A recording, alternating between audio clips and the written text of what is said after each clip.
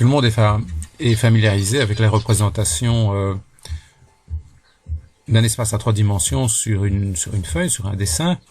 Depuis la Renaissance, on s'est dessiné en perspective. Vous savez très bien que les droites qui sont ou les directions qui sont parallèles en la réalité ne le sont pas sur le dessin.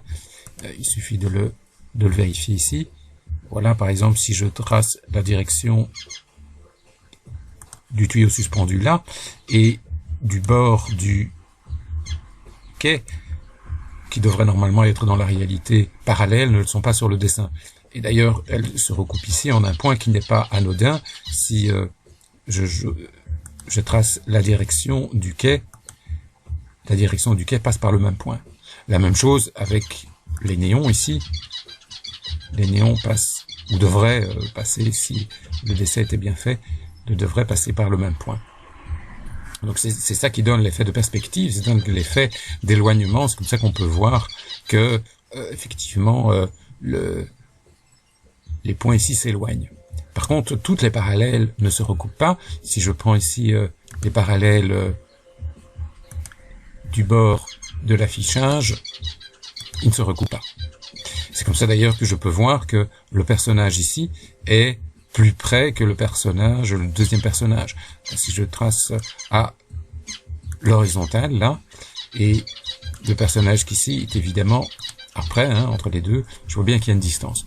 Donc on est familiarisé avec ce type de représentation, c'est ça qui nous donne l'effet de perspective, c'est avec ça que l'on peut se repérer si on est devant, derrière, à gauche ou à droite. Alors parfois les dessins sont plus subtils que ceci. Si on prend un dessin un peu plus complexe, comme ici une représentation Canaletto, le dessin, on pourrait avoir une résolution un peu plus forte de la photo. Si je fais la même chose, vous allez voir que les dessins sont un peu plus complexes. Donc si je prends le sommet du bâtiment ici, avec le premier étage, comme d'habitude, les deux droites se coupent ici. Mais si je prends ici le sommet de l'autre bâtiment et le premier étage, les deux droites ne se coupent pas au même endroit, se coupent ici. Alors on va vérifier ça.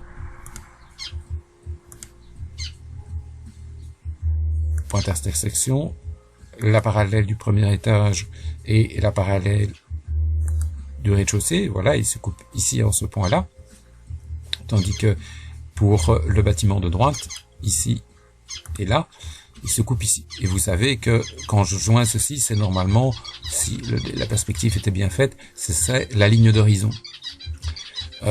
Par contre, les droites verticales, elles vont rester verticales. Donc, si je veux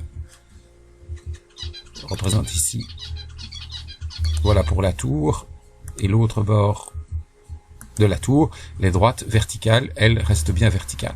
On est habitué avec tout ça et c'est ça qui nous donne l'effet de perspective.